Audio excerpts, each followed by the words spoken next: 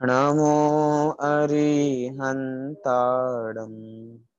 नमो सिद्धाणं नमो आयर्याणं नमो उवज्झायाणं नमो लोये सव्यसाहुणम् मंगलम भगवान वीरो मंगलम गौतमो गणी मंगलम कुंद कुंदाद्यो जैन धर्मोस्तु मंगलम सर्वमंगल मांगल्यम सर्वकल्याणकारकम प्रधानं सर्वधर्माणां जैनं जयतु शासनम् जैनं जयतु शासनम् 16 कारण भाय तीर्थंकर जे भये हर्षे इंद्र अपार में रूपे ले गए पूजा करी निज धन्य लख्यो बहु चावसो हमहु षोडश कारण भावे भावसो हमहु षोडश कारण भावे भावसो 16 कारण भावनाएं जो सर्वोत्कृष्ट पुण्य प्रकृति तीर्थंकर प्रकृति है उसको भी बांधने में समर्थ है। सोचे कितनी बड़ी पुण्य प्रकृति होगी जो इन 16 कारण भावनाओं को भाने से बंध जाती है। कल एक बात कही थी, याद हो तो, कि जो भी अरहंत बनते हैं, जो भी तीर्थंकर बनते हैं, उन्होंने तो नियम रूप से इन 16 भावनाओं को भाया ही होगा, लेकिन जो जो इन 16 भावनाओं को भाते हैं वो तीर्थंकर बनेंगे ही बनेंगे, ऐसी कोई बात नहीं है। मतलब कि जो तीर्थंकर बने हैं उन्होंने तो नियम रूप से भाया होगा इन 16 कारण भावनाओं को, लेकिन सबके लिए कंपलसरी नहीं है कि सब 16 कारण भावनाएं भाएं और सब तीर्थंकर प्रकृति का बंधन करें ही करें। मतलब कोई कंपलसरी ऐसा नहीं है। 16 कारण भावनाएं हैं, पुण्य प्रकृति बांधती हैं, उसके बावजूद भी अपना लक्ष्य उस ओर नहीं है। वास्तव में कैसे बांधती हैं 16 कारण भावनाएं, सोच के देखिए। जिसके अंदर अपना कल्याण हो और ऐसी भावना हो, क्योंकि सबका कल्याण करने तो जीव वैसे भी जा नहीं सकता कि हर जगह पूरे दुनिया भर में पहुंच जाए। अंतरंग में ऐसी भावना है कि सब जीवों का कल्याण हो। मतलब जैसा तत्व ज्ञान मुझे मिल रहा है वैसा तत्व ज्ञान सबको मिले, जैसे मैं निरोगी हूं वैसे सब ही निरोगी हों, जैसे 10 लक्षण पर हम मना पा रहे हैं ऐसे 10 लक्षण पर सब ही मना पाए, क्योंकि किसी एक संप्रदाय विशेष का तो है नहीं है 10 लक्षण पर, क्योंकि आत्मा के धर्म है और सबके पास आत्मा है, तो सभी जीव इसको मना पा, मतलब निर्विघ्न रूप से सभी जीवों को सब कुछ मिले, किसी को कोई परेशानी ना आए। मतलब किसी एक संप्रदाय विशेष की बात नहीं कर रहे, तीर्थंकर प्रकृति मान रहे हैं, उसके अंदर सब जीवों का कल्याण होना चाहिए, सब जीवों का। क्योंकि अब जिसकी हम बात करेंगे ना, जैसे कि अभी अगली भावना की चर्चा हम करेंगे वैयावृत्ति। कौन सी भावना होगी? वैयावृत्ति नाम की भावना। तो अब क्या वैयावृत्ति तो बस भैया अपने मुनिराजों की होगी, जो ज्ञानी तपस्वी होंगे उनकी होगी?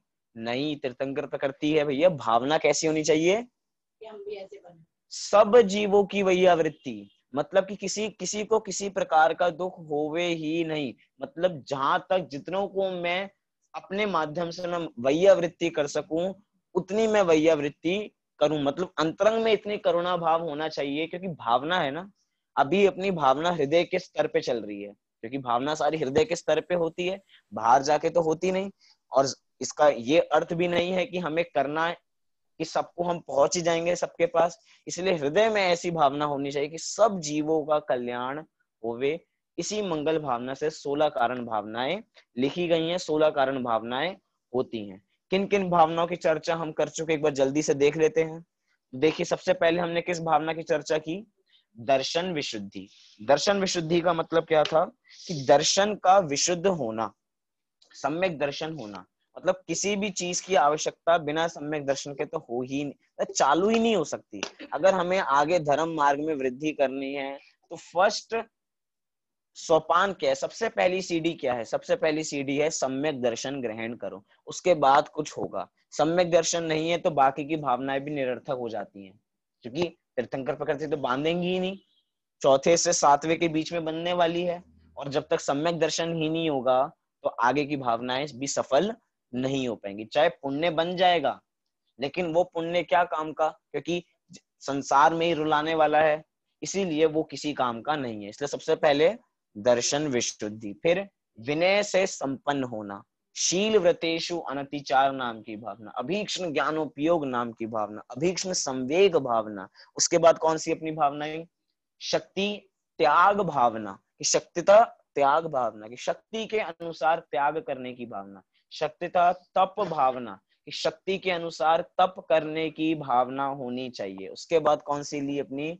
साधु समाधि, कि साधु समाधि की भावना होनी चाहिए, अर्थात जो समाधि की चर्चा की, समता भावमयी जीवन हमें अपना व्यतीत करना चाहिए। इस प्रकार की भावनाएं अभी तक हम भाग चुके हैं 8 भावनाओं के अंतर्गत। अब आज हम 2 भावनाओं की चर्चा और आगे करेंगे। क्या नाम है उनका 2 भावनाओं का? वैयावृत्ति भावना, और 10वीं अपनी होगी अरहत भक्ति। कौन सी भक्ति होगी? अरहत भक्ति। अरहत भक्ति मतलब अरिहंत भक्ति। तो हम यहाँ पे इन 2 भावनाओं की चर्चा करेंगे। चलिए, सबसे पहले कौन सी है अपने पास? वैयावृत्ति नाम की भावना। क्या होती है ये वैयावृत्ति? वैयावृत्ति जब भी चलती है, वैयावृत्ति की चर्चा जब भी चलती है, तो सबसे पहले मस्तिष्क में क्या आता है? हमें हाथ पैर दिखने लग जाते हैं कि भैया अब तो हमें हाथ पैर दबाने पड़ेंगे। हाथ पैर दबाने का नाम वैयावृत्ति। हाँ ठीक है, हाथ पैर दबाने का नाम भी वैयावृत्ति है। क्यों? क्योंकि सेवा भाव करने का नाम भी वैयावृत्ति है। लेकिन हम वो सेवा भाव क्यों कर रहे हैं, इसका कारण पता हमें होना चाहिए। हम क्या होता है कि वैयावृत्ति करते जाते हैं, हाथ पैर दबाते जा रहे हैं और गप्पे लड़ा रहे हैं, इधर उधर की संसार की बातें बता रहे हैं, लेकिन वो वैयावृत्ति नहीं। हम वैयावृत्ति क्यों कर रहे थे, और क्या हमारी वैयावृत्ति करने से जो लक्ष्य था क्या उसकी प्राप्ति हो पा रही है, इसका भी तो हमें पता होना चाहिए। मतलब क्यों कर रहे थे, किसके लिए कर रहे थे, कैसे कर रहे थे, इन सब प्रश्नों के भी उत्तर अपने को आने चाहिए। तो ही तो वैयावृत्ति की भावना हम भा पाएंगे, क्योंकि अब तो सब भावना के स्तर पे बात चल रही है। अभी हम सब इधर ही बैठे हैं और वैयावृत्ति नाम की भावना को भा रहे हैं। अभी वैयावृत्ति कर तो रहे नहीं, लेकिन हम देखेंगे कि अभी हम इधर बैठे बैठे भी वैयावृत्ति कर रहे हैं। कैसे कर रहे हैं, इसके संदर्भ में सब कुछ हम देखेंगे। क्या होता है वैयावृत्ति? वैयावृत्ति माने सेवा भाव। सेवा भाव माने जो ज्ञानी है, जो तपस्वी हैं, वो अगर मोक्ष मार्ग में आरूढ़ तो हैं, लेकिन किसी कारणवश, मैं ऐसे कर दूंगा इसमें आप,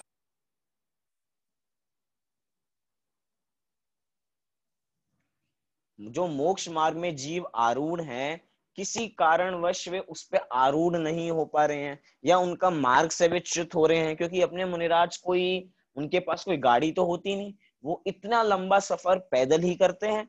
चाहे 12 किलोमीटर हो, चाहे 15 किलोमीटर हो, चाहे 100 किलोमीटर हो, सब पैदल जाते हैं। तो सबकी शरीर शरीर तो भैया रोगों का घर है ही है, तो शरीर में कुछ ना कुछ रोग हो ही जाते हैं। तो उनकी वैयावृत्ति करना, जिससे वे अपने धर्म मार्ग में आगे बढ़ते रहें। उनका धर्म मार्ग कभी भी अविरुद्ध नहीं होना चाहिए, रुकना नहीं चाहिए, हमेशा बढ़ता रहे, बढ़ता रहे, बढ़ता रहे। जैसे मुनिराज भोजन क्यों करते हैं? मुनिराज थोड़ा पेट भरने के लिए भोजन करते होंगे, कि आहार क्यों लेते हैं? थोड़ा भूख लग रही है इसलिए ले लेते होंगे? नहीं, उनका प्रयोजन ये नहीं है। उनका प्रयोजन क्या है? अगर हम आहार ग्रहण नहीं करेंगे तो क्या होगा? जो हम मोक्ष मार्ग में आगे आरूढ़ हो रहे हैं, जो हम आत्म साधना कर रहे हैं, वो आत्म साधना हो नहीं पाएगी, क्योंकि जब तक शरीर है तब तक तो एक तरीके से उसकी केयर होगी ही ना। अगर इसकी ओर थोड़ा सा भी ध्यान, मुनिराजों का ध्यान ममत्व रूप से या राग रूप से नहीं होता शरीर पे, लेकिन अगर ये साथ चल रहा है तो आत्म साधना बराबर हो पाएगी। क्योंकि हमने कहा ना, शक्ति के अनुसार तप करना। सब मुनिराज अपनी शक्ति को पहचानेंगे और जितना वो तप कर सकते हैं उतना तप करेंगे। मुनिराज के भी 10 प्रकार के भेद बताए। कितने प्रकार के? 10 प्रकार के भेद बताए तत्वार सूत्र जी में, 9वें अध्याय के 24वें सूत्र के अंदर। कौन कौन से हैं? तो कहा आचार्य, उपाध्याय, तपस्वी, शैक्ष्य, क्लान, गण, कुल, संग, साधु, मनोज्ञा नाम। इस प्रकार का वहां पे सूत्र दिया कि 10 प्रकार के मुनिराज है, मतलब 10 भेद यहाँ पे मुनिराज के बताए। अब 10 भेद मुनिराज के बताए मतलब 10 प्रकार की वैयावृत्ति हो गई, क्योंकि वैयावृत्ति के अंदर ही इस सूत्र को उद्धृत किया। अब वैयावृत्ति 10 प्रकार की हो गई क्योंकि सारे मुनिराज अलग अलग प्रकार के हैं। कोई मुनिराज की आयु बहुत ज्यादा है, मतलब बहुत वृद्ध आयु, जिन्होंने बहुत काल पहले दीक्षा ली थी, अब उनकी आयु बड़ी हो गई है, तो ऑटोमेटिकली हमें उनकी वैयावृत्ति करनी चाहिए। कभी भी मोक्ष मार्ग से डिगे नहीं, इस प्रकार की वैयावृत्ति करनी चाहिए। एक बार माघनंदी आचार्य भ्रष्ट हो गए थे। कौन से आचार्य भ्रष्ट हो गए थे? माघनंदी नाम के आचार्य भ्रष्ट हो गए। अब क्या हुआ? खोज मची कि माघनंदी आचार्य कहाँ चले गए, माघनंदी आचार्य कहाँ चले गए। तो एक बार ढूंढते ढूंढते मुनिराज पहुंचे और पूछा, भ्रष्ट हो गए थे, हैं तो अब भ्रष्टाचारी, लेकिन उन्होंने क्या पूछा, क्या यहाँ पे कोई माघनंदी नाम के मुनिराज रहते हैं? प्रश्न क्या पूछा, क्या यहाँ पे कोई माघनंदी नाम के मुनिराज रहते हैं? इतने मात्र वचन से उनकी वैयावृत्ति हो गई और वापसी वो मोक्ष मार्ग में आ गए। अगर ऐसा कहते बाहर जाके, ओ भ्रष्टाचारी कहाँ हो तुम, अब बताओ, इससे वैयावृत्ति नहीं, मतलब कि वचनों से भी वैयावृत्ति हो रही है, मात्र शरीर दबाने से वैयावृत्ति नहीं, वचनों से भी वैयावृत्ति। प्राचीन कहाँ थे? हाँ जी,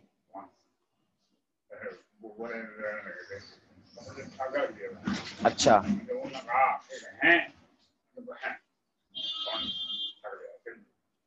मतलब कि एक वचनों के द्वारा ही वैयावृत्ति हो जाती है, मतलब कि अपने वचन भी कितने दृढ़ होने चाहिए, वचन भी किस प्रकार के होने चाहिए। मतलब वैयावृत्ति पैर दबाने का नाम नहीं। देखिए यहाँ पे लिखा वैयावृत्ति के संदर्भ में कि वैयावृत्ति किस किस प्रकार हम कर सकते हैं। लिखा कि वैयावृत्ति में संयम की स्थापना करनी चाहिए, वैयावृत्ति में ग्लानि का अभाव होना चाहिए। ग्लानि का अभाव किस प्रकार होना चाहिए? याद कीजिए राजा उद्यान की कहानी, जो हमने निर्व चिकित्सा अंग में पढ़ी थी। क्या कहानी थी कि उसमें मुनिराज का स्वास्थ्य ठीक नहीं था, वो खाना ठीक, आहार ठीक नहीं था, और मुनिराज को उल्टी आ गई। सारी की सारी उल्टी राजा के ऊपर और रानी के ऊपर कर दी, लेकिन उसके बावजूद भी ग्लानि का भाव नहीं आया। उन्होंने उनकी वैयावृत्ति की। हो सकता हो मुनिराज बीमार हो, उनको प्रासुक औषधि दी इत्यादि, उनका उपचार किया। मतलब कि वैयावृत्ति में ग्लानि का अभाव होना चाहिए। वैयावृत्ति तो कर रहे हैं लेकिन ऐसे कर रहे हैं, बिल्कुल मुंह इधर मोड़ लिया और वैयावृत्ति कर रहे हैं। भैया हम नहीं देख सकते, दबा तो देंगे लेकिन कुछ करेंगे नहीं, ये भी वैयावृत्ति नहीं है। कह रहे हैं वैयावृत्ति में संयम की स्थापना, ग्लानि का अभाव, प्रवचन में वात्सल्य। क्या मतलब कि वचनों में भी वात्सल्य रूप वाणी होनी चाहिए, तो ही हम किसी का वैयावृत्ति कर सकते हैं। आपको पता है आचार्य भी अपने मुनिराजों की वैयावृत्ति कर देते हैं। मतलब जो संघ में सबसे बड़े हैं वो भी अपने संघ के जो अभी अभी दीक्षित हुए हैं उनकी वैयावृत्ति कर देते हैं। क्या मतलब हाथ पैर दबाते होंगे उनके? नहीं, वचनों से वैयावृत्ति कर देते हैं कि अगर वो मार्ग से च्युत हो रहे होंगे तो उनको मार्ग में वापसी लाके, उनके प्रवचन ही काफी होते हैं, उनका उपदेश ही काफी होता है, वो वापसी अपने मार्ग में आरूढ़ हो जाते हैं।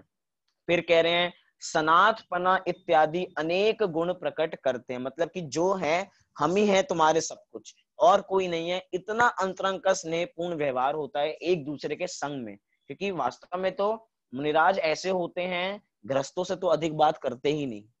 क्यों? क्योंकि पता है गृहस्थों से बात करेंगे ज्यादा से ज्यादा तो कुछ ना कुछ गृहस्थी की बात करेंगे, क्योंकि ज्यादा देर रुकेंगे तो उनके परिवार के बारे में जानने को मिल जाएगा, तो इसने ये किया, उसने वो किया, इसलिए गृहस्थों से तो अधिक बात करते ही नहीं कोई मुनिराज।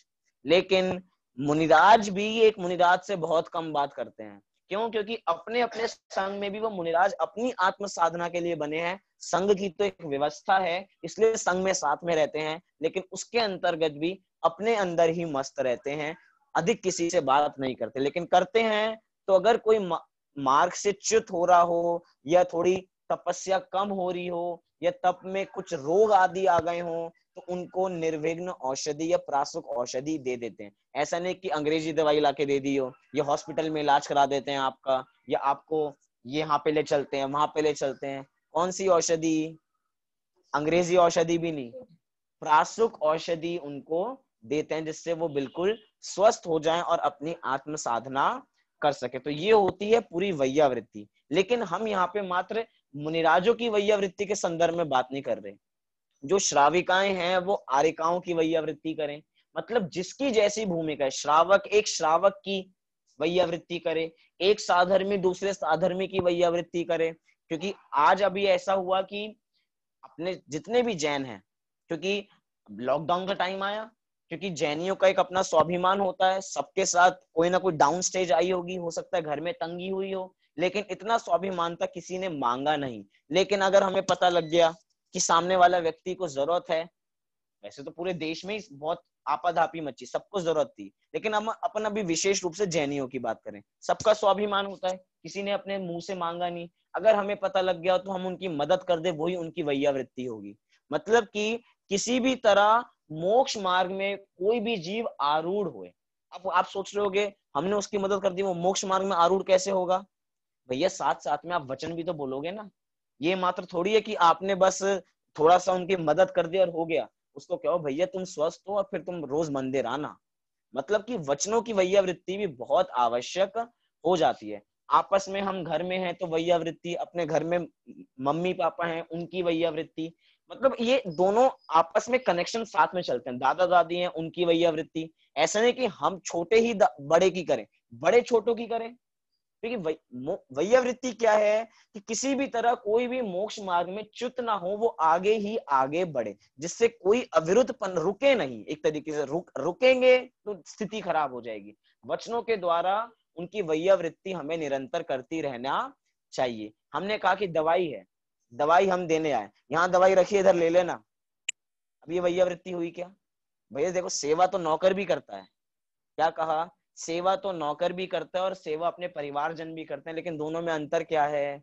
एक के सेवा में वात्सल्यपना है और एक की सेवा में वात्सल्यपना नहीं है, उसको पैसा दिखता है बस कि भैया हम सेवा तो करेंगे लेकिन पैसे मिलने वाले हैं। लेकिन वात्सल्य पूर्वक में जो घर के लोग हैं उनके अंदर ऐसा पैसे का कोई लोभ नहीं है, दिल से करनी चाहिए, करनी तो है ही, रहना तो साथ ही है, तो क्यों ना प्यार प्रेम पूर्वक उनकी वैयावृत्ति सेवा की जाए। ठीक है आज अपने पास समय इतना नहीं है, सब अपने अपने कामों में बहुत व्यस्त हैं, लेकिन एक वचन ही सामने वाले व्यक्ति को हृदय में संतोष दे देते हैं। ठीक है भैया इनके पास समय नहीं है, लेकिन कम से कम पूछा तो, पूछने मात्र से ही अंतरंग में वैयावृत्ति हो जाती है। मतलब कितना विशाल स्वरूप है अपने वैयावृत्ति का कि हर प्रकार से किसी भी प्रकार की हमें वैयावृत्ति करनी चाहिए। एक प्रसंग है कि वैयावृत्ति कैसी होती है। घर में कोई बीमार है, घर में कोई बहुत बीमार है और 10 लक्षण पर्व चल रहे हैं, मंदिर में पूजन हो रही है, मंदिर के अंदर प्रवचन चल रहे हैं, हमें तो भैया प्रवचन सुनने जाना है, थोड़ी देर आके देखेंगे अभी बीमारी तो चल रहे हैं क्या हो गया। लेकिन नहीं, वो वैयावृत्ति नहीं है। क्यों? मतलब कि अगर ऐसा सोच के कि भैया मंदिर में प्रवचन छूट रहे हैं, पूजन छूट रही है, पहले वो कर लेते हैं, ये तो बीमारी आके देख लेंगे इनको, नहीं। आपकी सबसे पहला धर्म कौन सा है? उनकी सेवा करने का, क्योंकि अगर यहीं पे वैयावृत्ति नहीं की तो वहां पे कौन सी वैयावृत्ति करेंगे? अर्थात वैयावृत्ति अपनी भी तो वैयावृत्ति होती है। सोचिए मैं यहाँ से कुछ बोल रहा हूँ, क्या कहा? मैं यहाँ से कुछ बोल रहा हूँ तो ये बातें क्या मेरे कान में नहीं जा रही होंगी? मेरे कान में भी तो जा रही है, मुझे भी तो पता है मैं क्या बोल रहा हूँ, तो इन वचनों से मेरी वैयावृत्ति हो रही है। मतलब ये नहीं कि मात्र सुनाने के लिए, अपनी वैयावृत्ति भी, क्योंकि वास्तविक वैयावृत्ति तो हमें अपनी ही करनी है। क्योंकि यहाँ पे पूजन की पंक्ति निकाली है आप, पूजन की पंक्ति से आपको सब क्लियर होगा कि यहाँ पे क्या स्वरूप कहना चाह रहे हैं। ध्यानत राय जी ने लिखा इसके संदर्भ में, निश दिन वैयावृत्ति करैया, सोनिह चे भव नीर तेरैया। क्या कहा? निश दिन वैयावृत्ति करैया, निश दिन मतलब रात और दिन हमें वैयावृत्ति करनी चाहिए। अब सोचिए क्या हम किसी मुनिराज की वैयावृत्ति 24 घंटे कर सकते हैं? 24? अच्छा चलो हम करने के लिए तैयार भी हो जाएं तो वो क्या 24 घंटे कराएंगे? दोनों तरफ से नहीं हो सकता। हम अपने परिवार जनों के साथ चाहे 24 घंटे रहते हो, लेकिन उसके बावजूद भी कि हम 24 घंटे निश दिन उनकी वैयावृत्ति कर सकते हैं। मतलब कुछ पर्टिकुलर समय के लिए तो करेंगे, थोड़ी कि 24 घंटे हम कर रहे हैं। वैयावृत्ति का भाव जरूर है, जब मदद करने का समय आएगा तो मदद अवश्य करेंगे, सेवा अवश्य करेंगे, लेकिन क्या निश दिन कर सकते हैं? नहीं कर सकते। तो यहाँ पे क्यों लिखा कि निश दिन वैयावृत्ति करैया? कह रहे निश दिन भैया हमें अपनी वैयावृत्ति करनी है वास्तव में, तो क्योंकि वास्तविक वैयावृत्ति अपने को स्थितिकरण करना, अपने को मार्ग से अगर च्युत हो रहे हो तो अपने को वापसी मार्ग में लगाना है। आत्म संबोधन भी तो होता है कुछ। ये आत्म संबोधन नाम की वैयावृत्ति भी एक बहुत बड़ा अंग हो जाता है अपना, कि मात्र मुनिराजों की वैयावृत्ति की बात नहीं है, ये तो अपनी वैयावृत्ति की बात है। कभी हम मोक्ष मार्ग से च्युत हो गए तो कैसे काम चलेगा। इसीलिए मुनिराजों की वैयावृत्ति तो होनी ही चाहिए, करनी ही चाहिए। अपने जो साधर्मी जन है उनकी वैयावृत्ति करनी चाहिए, लेकिन यहाँ पे कहूं कि प्राणी मात्र की हमें वैयावृत्ति करनी चाहिए, क्योंकि तीर्थंकर प्रकृति की मूल भावना क्या है?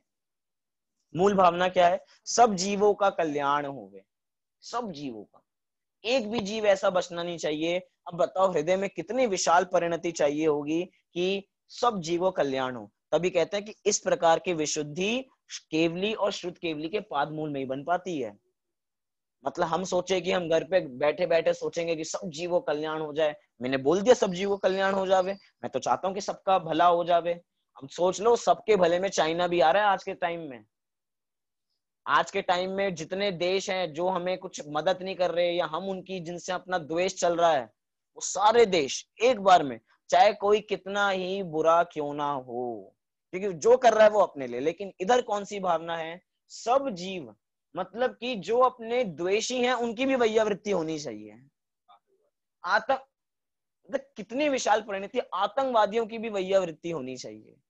अब किस प्रकार की भैया उनकी वैयावृत्ति किस प्रकार होगी? भैया जो ये तुम काम कर रहे हो ये बहुत बुरा है, इसको छोड़ के मोक्ष मार्ग में आरूढ़ होना चाहिए। समझाने का तरीका होगा तो हो सकता है वे भी समझ जाएं। मतलब कि भाव होना चाहिए, काम तो सब ऑटोमेटिक होते चले जाएंगे। हम मुनिराज के हाथ पैर दबा रहे हैं ना, उस समय में संबोधन देते जाएं क्या, कि ये जो शरीर है ये तो बिल्कुल क्षण भंगुर है, शरीर से हमें ममत्व नहीं करना चाहिए, ये एक एक परमाणु स्वतंत्र है। जब एक एक परमाणु स्वतंत्र परिणमन कर रहा है तो हम इसकी चिंता क्यों कर रहे हैं? हमें इससे मोह त्यागना चाहिए और आत्म साधना में लीन होना चाहिए। ये वैयावृत्ति है। हाथ पैर भी दबाते जा रहे हैं और संबोधन से, क्योंकि वास्तविक तो वैयावृत्ति वचनों के द्वारा ही होती है।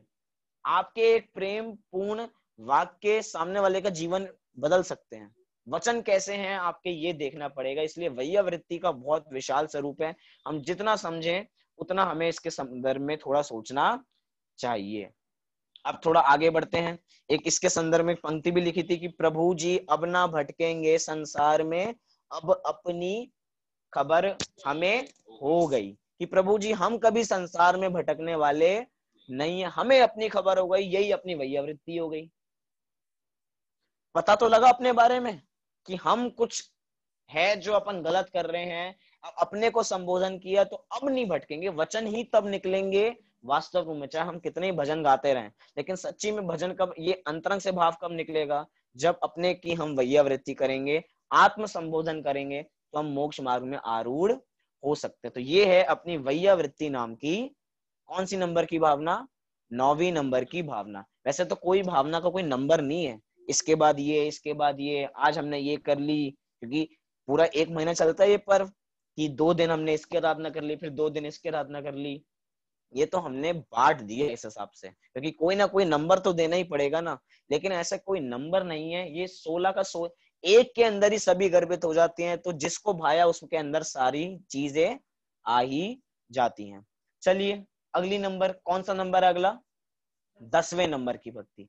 चलिए भैया यहाँ पे भक्ति का कार्यक्रम प्रारंभ हो रहा है। कौन कौन यहाँ पे भक्ति लेना चाहता है? अब यहाँ से हम कल तक यहाँ पे बहुत जोरदार भक्ति करने वाले हैं।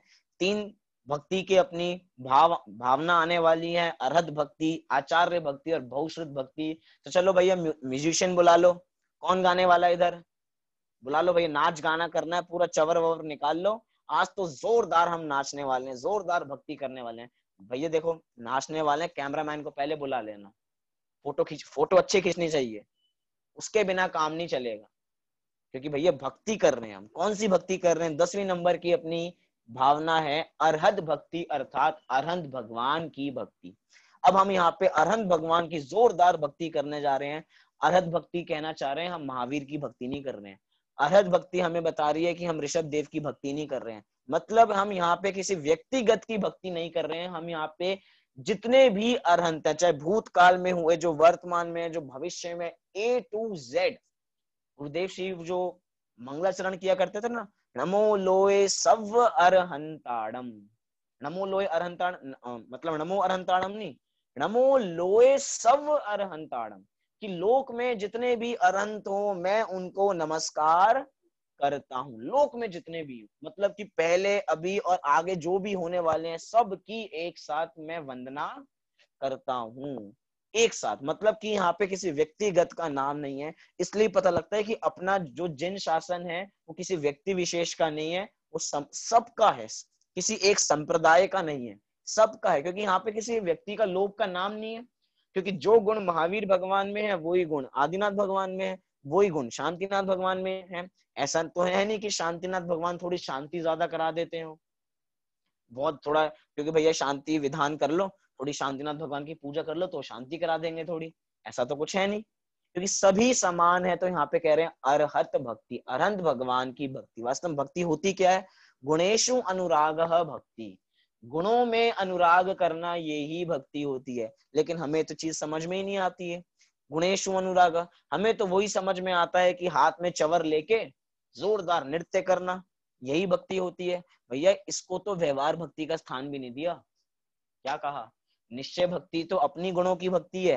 ये चवर लेके, हाथ में लेके नाचना, डांस करना, ये सब क्या है? इसको तो व्यवहार भक्ति के अंतर्गत भी नहीं लिया। व्यवहार भक्ति तो ये बता रहे गुणेशु अनुराग भक्ति, ये व्यवहार भक्ति है कि गुणों में अनुराग करना, ये वास्तव में भक्ति है। व्यवहार से भक्ति है कि दूसरों के, कौन है? अरहंत भगवान की हम सेवा कर रहे हैं। कैसे कर रहे हैं? अरहंत भगवान की भक्ति कर रहे हैं। सुबह उठते ही सबसे पहले हम नमोकार मंत्र बोलते हैं, नमो अरिहंताणम, यही हमारी भक्ति है। क्यों? क्योंकि नमो अरिहंताणम बोलते ही अरहंतों का स्वरूप हमें बिल्कुल स्पष्ट हो जाना चाहिए। अरहंतों का स्वरूप स्पष्ट हो गया कि भैया हम भी आपकी तरह बनना चाहते हैं। वो चलते हैं ना, केवली पणत्तो धम्मो मंगलम, कि केवली भगवान द्वारा बताए गए वीतराग धर्म मंगल है, और उस मार्ग पे हम भी चले। मतलब उसी मार्ग पे, जो मार्ग हमारे भगवंतों ने हमें बताया है, उस मार्ग पे हम भी आरूढ़ हो, यही वास्तव में अपनी भक्ति है। हम कहते हैं ना, वंदे तद्गुण लब्धये, कि मोक्ष मार्गस्य नेतारम भेतारम कर्म भूव्रताम ज्ञातारम विश्व तत्वानाम वंदे तद्गुण लब्धये, ये हमारी अरहंत भक्ति है। वंदे, कि हम उन जैसे गुणों की प्राप्ति करना चाहते हैं, ये यही सच्ची में भक्ति है। हम अरहंतों का स्वरूप ना समझें, क्योंकि भक्ति तब होती है जब हम सामने वाले व्यक्ति के गुण जानते हैं। तभी तो अंतरंग से भाव आता है कि सामने वाले की थोड़ी महिमा की जाए, सामने वाले व्यक्ति की तारीफ की जाए। चाहे अरहंत भगवान को किसी तारीफ की आवश्यकता नहीं है, वे चाहते नहीं कि कोई मेरी करे, लेकिन सहज जो व्यक्ति हैं, सहज जो मोक्ष मार्गी जीव हैं, उनको अंतरंग से भावना आती है। जो हमें मोक्ष मार्ग बता रहे हैं, उनका बहुमान तो होना ही चाहिए। मतलब मोक्ष में लेके नहीं जाने वाले, लेकिन मोक्ष का मार्ग बता रहे हैं दिव्य ध्वनि के माध्यम से, वही हमारे लिए पर्याप्त है। आपने जो मार्ग, जिस मार्ग पे आप गए उसी मार्ग पे हम जाएंगे, तो अपना काम भी ऑटोमेटिकली हो जाएगा। यहाँ पे कहा देखो, नियम सार के अंदर 135वीं गाथा, वहां पे भक्ति अधिकार है। नियम सार के अंदर कुंद कुंद आचार्य ने कैसी भक्ति की है देखिए। व्यवहार की भक्ति बात कर रहा हूँ, कभी हमें लगे कि भैया निश्चय निश्चय की भक्ति तो हम हमेशा देखते रहते हैं, थोड़ी चवर की बातें करो तो देखो व्यवहार का क्या स्थान दिया कुंद कुंद आचार्य ने। कह रहे हैं, मुक्तिगत नर श्रेष्ठ की भक्ति करे गुण भेद से, वह परम भक्ति कही है जिन सूत्र में व्यवहार से। क्या कह दिया? मुक्तिगत नर श्रेष्ठ की, जो मुक्ति में आरूढ़ हो रहे हैं ऐसे नर श्रेष्ठ, तो मुक्तिगत नर श्रेष्ठ की भक्ति करे गुण भेद से। गुण भेद से मतलब कि उनके गुणानुवाद करना। एक अभेद भक्ति होती है, एक भेद भक्ति होती है। क्योंकि जहां दो हो जाती हैं चीजें तो वो भेद, और जहां सब एक साथ है वो अभेद। क्यों? क्योंकि जो द्वैतपना होता है, द्वैतपना वो व्यवहार हो गया, और जो अद्वैतपना होता है वे अपना निश्चय हो गया। तो कह रहे हैं गुण भेद से जो उनकी भक्ति करता है वह परम भक्ति है कही, कहां पे? जिन सूत्र में व्यवहार से। कि वास्तव में ये वास्तविक भक्ति है अरहंत भगवान की भक्ति। देखिए ध्यानात राय जी ने क्या स्वरूप लिखा और हम भक्ति का स्वरूप क्या समझते हैं। उन्होंने लिखा अरहंत भक्ति के संदर्भ में, जो अरहंत भगति मन आने, सो जन विषय कषाय न जाने, कह रहे हैं जो अरहंत भक्ति मन आने, जिसके मन में अरहंत भक्ति आती है वो क्या करते हैं, सो जन विषय कषाय न जाने, वो विषय कषाय नहीं करते हैं। अब आप देखिए हमारी भक्ति विषय कषायों के अंतर्गत होती है या कैसी होती है। हम तो कहते हैं भैया वो जिसपे नाच सके ऐसी वाली धुन बजा म्यूजिशियन को, क्योंकि भैया अगर वो थोड़ा शांत रस बजाना चालू कर दे, बिल्कुल थोड़ी छोटी आराम से भक्ति लेने लग जाए, तो भैया डांस ही नहीं कर पाएंगे। हमें तो डांस करना है, हमें तो नृत्य करना है। भैया चलो आज बड़ा, आज डांस होने वाला है, आज तो जोरदार भक्ति होने वाली है, बुला रखा है उन लोगों को, सब भक्ति करेंगे जोरदार। ये क्या है, कषायों के अंतर्गत भक्ति है। अब भक्ति ऐसे ठीक है, सम्यक दृष्टि जीव को भी उल्लास होता है तो वे भी चवर लेके नृत्य करते हैं, उनको भी अंतरंग से उल्लास होता है, लेकिन उनकी भक्ति, उनकी जो भक्ति का तरीका है वो कषायों में नहीं होता, उनका वास्तव में होता है। हम तो कहें कि भैया हम जैसे चवर लेके पहुंचे, अरे यार इन्होंने म्यूजिक ही बंद कर दिया, अभी तो एकदम यहाँ तक पहुंचे थे, इन्होंने म्यूजिक बंद कर, थोड़ा एक और भक्ति लो, एक और भक्ति। कभी कभार ऐसा होता है भैया, किसी को बुलाया हमने भक्ति लेने के लिए, भाई तुम थोड़ा नृत्य करो यहाँ पे, अरे एक और हो जाए, अभी तो अभी हमारे अध्यक्ष साहब आए, अभी थोड़ी देर वो नृत्य करेंगे यहाँ पे। मतलब क्या है, मतलब वास्तव में ये अपनी भक्ति है ही नहीं। क्यों, क्योंकि हमें म्यूजिक चाहिए भक्ति के लिए। लेकिन मैं पूछ रहा हूँ, जब वो नृत्य सौधर्म इंद्र करते होंगे, वो तांडव नृत्य होता होगा, जब तीर्थंकर आते हैं, सोचिए वो किस प्रकार का होता होगा। अंतरंग में भाव उमड़ा है कि उनको हाथ में लेके नृत्य कर रहे हैं, मतलब अपने यहाँ पे तो मतलब वैसे बालक तीर्थंकर को, मतलब अब वो अंतरंग का कैसा भाव आता होगा कि भक्ति कर रहे हैं। हम तो कह रहे हैं भैया इस पोस्ट से पहले फोटो खींच, भैया वीडियोस बननी चाहिए, इधर से खींच उधर से खींच। ये तो टेंशन अधिक होती है कि मुझे लोग तो नहीं देख रहे, अच्छी तरह लोग देखे तो मैं भक्ति करूंगा। वो पूरे भीड़ में से चीरते हुए पीछे से आएगा, फिर भीड़ में जाएगा, फिर आगे आएगा, फिर पीछे जाएगा, सबको दिखानी है भैया मैं कितनी अच्छी करता हूँ। और जब तक 10 लोग तारीफ ना कर लें भैया तुम्हारा नृत्य की, तो मजा नहीं आता। भैया कितना अच्छा नृत्य करते हो, कितना अच्छा नृत्य करते हो, भैया देख लो कितना अच्छा करते हैं, तुम भी करो, सीख जाओगे हमारी तरह ही। लेकिन कौन सी भक्ति है, कहते हैं भैया वो वाली भक्ति, वो क्या कौन सी होती है, छोटे छोटे मुनिवर हो गए निहार, उसके अंदर रेड लगा दी हमने, भक्ति का स्वरूप ही बिगाड़ के रख दिया। क्या है, छोटे छोटे छोटे छोटे छोटे छोटे छोटे छोटे छोटे छोटे, अब वो छोटे छोटे ऐसे बोलते गए बोलते गए बोलते गए, मुनिवर हो गए निहार। अब उसमें मजा आ रहा है कि बार बार छोटे छोटे छोटे छोटे बोला जा रहा है। ये भक्ति का विकृत स्वरूप है। क्या कह रहे हैं, गुणेशु अनुराग भक्ति, कि गुणों में अनुराग होने का नाम भक्ति। और हमें क्या मजा आ रहा है, वो धुन पे मजा आ रहा है, वो गाने वाले की आवाज पे मजा आ रहा है, वो बजाने वाले की मजा आ रहा है, 10 लोग बैठ के देख रहे हैं इसमें मजा आ रहा है। तो यहाँ पे ध्यानत राय जी क्या लिख रहे हैं, सो जन विषय कषाय न जाने, मतलब अरहंत भक्ति ऐसी होनी चाहिए जो नर विषय कषाय न जाने। उस समय विषय कषाय का किसी प्रकार पोषण नहीं होना चाहिए, और हम उसी समय विशेष प्रकार का विषय कषाय का पोषण करते हैं। भैया जितने लोगों औरों को भी कह देना, अभी हम कल भी पूरी भक्ति ही करने वाले हैं, जिसको भी भक्ति लेनी हो वे कल आ जाएं, क्योंकि कल भी हम दो भावनाएं अपनी भक्ति के ऊपर ही हैं। जिसको भी असली भक्ति करनी है उन सबको बुला के लेके आना, जितने भी हितैषी हैं, बहुत अच्छी भक्ति करेंगे। लेकिन थोड़ा हमें भक्ति का स्वरूप समझे तो अपन को पता लगे कि वास्तविक भक्ति क्या होती है। प्रवचन सार की 80वीं गाथा, उसके अंदर अरहंत भगवान का स्वरूप बताया। क्या बताया, कि जो अरहंत भगवान को द्रव्य गुण पर्याय से जानता है, वो अपने को द्रव्य गुण पर्याय से जानेगा तो उसका मोह क्षय अवश्य होगा ही होगा, अल्पकाल में उसका मोह क्षय होने वाला है, अगर वो अरहंत भगवान को द्रव्य गुण पर्याय से जानता है तो। और द्रव्य गुण पर्याय से मात्र अरहंत भगवान को नहीं जानना, उनके द्रव्य गुण पर्याय से अपने द्रव्य गुण पर्याय को मिलाना है, कि जैसा उनका द्रव्य है वैसा ही मेरा द्रव्य है, जैसे उनके गुण हैं उसी प्रकार के मेरे गुण हैं, जैसी उनकी पर्याय है, जैसे उनकी पर्याय एक समय की है ऐसी ही मेरी पर्याय एक समय की है। क्योंकि द्रव्य गुण तो हम समान कर लेते हैं, लेकिन पर्याय के अंदर दिक्कत आ जाती है। हमारी पर्याय तो इतनी पावन और वो पतित पावन, पर्याय कैसे, क्योंकि जो उनकी पर्याय है वो भी एक समय की है, अपनी पर्याय है वो भी एक समय की है, तो हमने द्रव्य गुण पर्याय से एकता कर ली। और जब द्रव्य गुण पर्याय से हमने एकता की तो क्या होगा, अपना मोह नष्ट हो जाएगा। मतलब कि वास्तव में तो ये अरहंत भक्ति है, क्योंकि अरहंत भक्ति मात्र एक तरफ से नहीं है, अरहंत भक्ति में अपने गुणों की भक्ति भी सम्मिलित हो जाती है। कैसे? क्योंकि अरहंत भगवान का ये लक्ष्य तो नहीं कि वो अपनी भक्ति कराना चाहते हो, इसलिए उन्होंने अपनी दिव्य ध्वनि में कहा कि 16 कारण भावनाओं में अरहंत भक्ति एक आती है, कम से कम इस नाम से मेरी भक्ति होगी। ऐसी कोई भावना नहीं है। मतलब कि किसी भी तरह भक्ति होनी चाहिए। किसकी होनी चाहिए? अपने गुणों की भक्ति होनी चाहिए। सबसे ज्यादा गुणवान कौन? 4 ऑप्शन में आपको दे रहा हूं। देखिए, सबसे ज्यादा गुणवान कौन? जो निगोदिया जीव है वो सबसे ज्यादा गुणवान, सिद्ध भगवान सबसे ज्यादा गुणवान, अरहंत भगवान सबसे ज्यादा गुणवान, या मैं सबसे ज्यादा गुणवान? बताओ, सोचिए थोड़ा सा। ऐसी जब से ऐसी मैंने बोल दिया ना 4 ऑप्शन, तो सबके मन में आ गया होगा, तो एक चूज करना है। अब तो एक चूज करना है, लेकिन यहाँ पे 4 ऑप्शन तो दिए हैं, लेकिन यहाँ पे ऐसा कोई भेद नहीं, सभी समान है। जो निगोद में सो ही मुझ में, सो ही मोक्ष मझार। सब एक जैसे ही हैं। जितने गुण मेरे में हैं उतने ही गुण सिद्ध भगवान में है। ऐसा नहीं कि सिद्ध भगवान में वो सिद्ध बन गए मतलब एक गुण अधिक हो गया होगा और मेरे में एक गुण कम होगा। बराबर गुण है सब में। ये वास्तव में अपनी अरहंत भक्ति हो जाएगी। सोच के देखो, अरहंत की भक्ति कर रहे हैं मतलब अंतरंग और बहिरंग लक्ष्मी को पहचाने, अरहंत भगवान की स्वरूप को पहचानना है ना। कितने गुण होते हैं अरहंत भगवान के मूल गुणों में? 46 मूल गुण होते हैं। उसके अंदर से अंतरंग गुण कितने हैं? कितने गुण है? 4। अनंत चतुष्टय है ना, अनंत दर्शन, अनंत ज्ञान, अनंत सुख, अनंत वीर्य।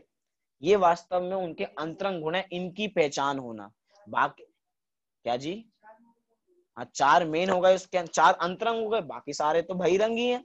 उनका कोई वास्तव में हमें जगत के चमत्कार में महिमा आने लग जाती है कि यहाँ पे ये हो गया, छोटे छोटे चमत्कार में पसीना टपक गया, ये हो गया, छत्र हिल गए, ये हो गया, इसके अंदर हमें चमत्कार लग रहा है। लेकिन वास्तविक चमत्कार तो समोशरण का चमत्कार है। वहां पे उस समोशरण की भूमि में कोई गूंगा जाता है तो उसकी आवाज आ जाती है, कोई बहरा होता है तो उसको सुनाई देने लग जाता है, कोई कोई लंगड़ा होता है तो उसको चलने लग जाता है बढ़िया तरीके से, जिसको दिखाई, जो काना है उसके पास दृष्टि आ जाती है देखने की। ये समोशरण का चमत्कार है वास्तव में। तो 5000 धनुष ऊपर धरती से, कितना ऊपर? 5000, 20,000 सीढ़ियां हैं, 12 प्रकार की भूमियां हैं, 12 योजन में फैला हुआ है। अलग अलग काल के हिसाब से अभी तो 12 योजन फैला हुआ है। और क्या क्या है, इतना सब कुछ उसमें सजा हुआ है, नाट्यशालाएं ये हैं वो हैं। भगवान की दिव्य ध्वनि कितनी भाषाओं में? 18 महाभाषा, 700 लघु भाषाओं में खिलती है।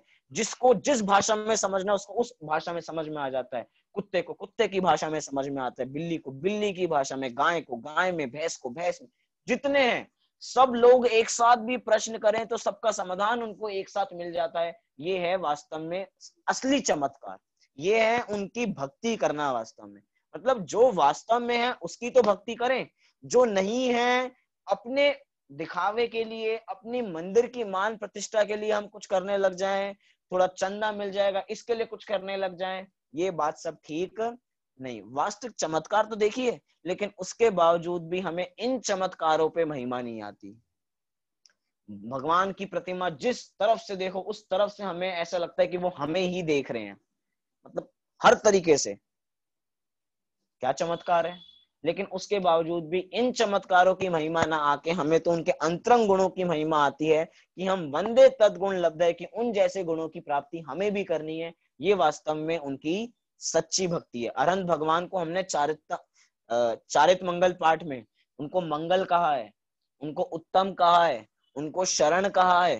कहा है ना, अरहंत ही शरण है, अरहंत ही उत्तम है। अब सबकी परिभाषा याद कीजिए। अरहंत ही मंगल है, मंगल को करने वाले हैं। कौन से मंगल को करने वाले हैं और पाप को गलाने वाले हैं? सोचिए, उन्होंने हमारा संसार के पाप को गलाने की विधि बताई है और सुख को लाने की विधि बताई, इसलिए वो मंगल है।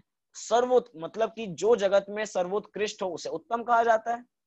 अब वो ही सबसे ज्यादा उत्तम है। क्यों? क्योंकि हमने तो सिद्धों को नमस्कार ना करके पहले अरहंतों को नमस्कार किया नमोकार मंत्र में। क्यों किया? क्योंकि उनसे ही हमारी प्रयोजन की सिद्धि होती है, इसलिए वो उत्तम है। सबसे बढ़िया वो ही है। चाहे सिद्ध भगवान अरहंत की अगली पर्याय हैं, अरहंत के बाद सिद्ध बनते हैं, लेकिन सिद्धों से अपना प्रयोजन सिद्ध नहीं होता, क्योंकि वो तो कुछ बोलते ही नहीं है, उनका तो कोई शरीर ही नहीं है। अब देखिए अपने पास किस प्रकार की है। देखिए लोक में चलता है ना, अभी शरण की बात भी कर लेते हैं। शरण सहारे को कहते हैं, तो अरहंत भगवान ही हमारे सच्चे सहारे हैं, क्योंकि वो हम कितना गंदे से गंदा पाप करके आए, उसके बावजूद भी वे हमारी शरण नहीं छोड़ते, अर्थात हमेशा हमारे लिए सहारे बने रहते हैं, हमें मोक्ष मार्ग दिखाते रहते हैं। कुछ भी हो तुम मोक्ष मार्ग में आरूढ़ हो सकते हो। तो ये मंगल भी हो गए, उत्तम भी हो गए, और अपने शरण भी हो गए। तो ये है अरहंत नाम की भक्ति, ये है अरहत भक्ति। कल भी ऐसी, कल आचार्य भक्ति करेंगे, फिर बहुश्रुत भक्ति करेंगे, अर्थात ये तो भक्ति के दिन चल रहे हैं, भक्ति भावना के दिन चल रहे हैं। तो किसी भी तरह हम भक्ति करें, नाच गाने में मात्र भक्ति नहीं है, भक्ति तो अपने अंदर है। इसीलिए एक बात और कहनी थी, अब वो एकदम मुझे मेरे दिमाग से निकल गई, क्या थी, ठीक है जब याद आएगी उसके बारे में बात कर लेंगे। अभी हमने किन दो भक्तियों की बात की, वैयावृत्ति नाम की भक्ति और अरहत भक्ति, अर्थात अरहंत भगवान की भक्ति। अब अंतरंग से वैयावृत्ति होगी तो बाद में अपन ये जो अरहत नाम की भक्ति है वो भी ऑटोमेटिक करेंगे ही करेंगे, और आगे आगे धीरे धीरे हम सभी भक्तियों को समझते चलेंगे, सभी भावनाओं को समझते चलेंगे। तो इसी मंगल भावना से हम वैयावृत्ति की भावना बांटते रहें, अरहत भक्ति करते रहें, 16 कारण भावनाओं को बाएं। इसी मंगल भावना से अभी की बात को यहीं पे पूरी करते हैं। शाम को हम अगले धर्म की चर्चा करेंगे और कल हम अगली दो भावनाओं के ऊपर देखेंगे। अभी सभी 9 बार नमोकार मंत्र का पाठ करेंगे।